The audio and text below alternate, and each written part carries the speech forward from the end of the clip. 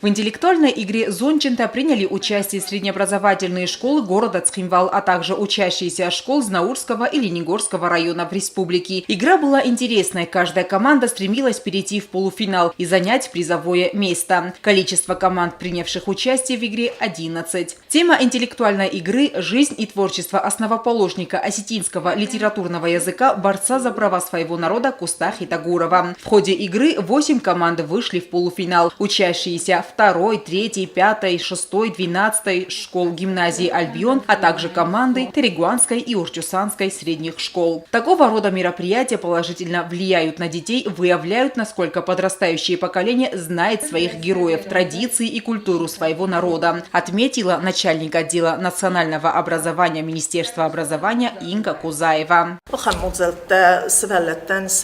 В ходе таких мероприятий выявляется знание детей, насколько они знакомы с известными личностями Южной Осетии. К примеру, мы во время игры выясняли, насколько дети знакомы с жизнью и творчеством Кустахи Тагурова. Инга Кузаева подчеркнула, что дети не показали достаточно хороших знаний. Быть может потому, что они просто волновались. Но отметила, что с детьми необходимо работать, чтобы они показывали хорошие знания и в конечном итоге результат.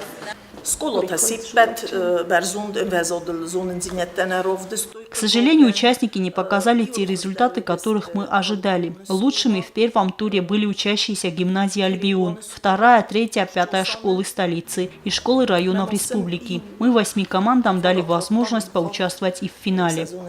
Дипломом 3-й степени была награждена Терегуанская средняя школа. 2-е место заняла команда Урчусанской школы и 1-е досталась 6-й средней школе. Победители и участники были награждены дипломами и памятными призами. Такие мероприятия выявляют не только знания детей, но и сплачивают учащихся разных школ. Алена Утаева, Айда Кочиева, Алим Бетеев. Информационный выпуск сегодня.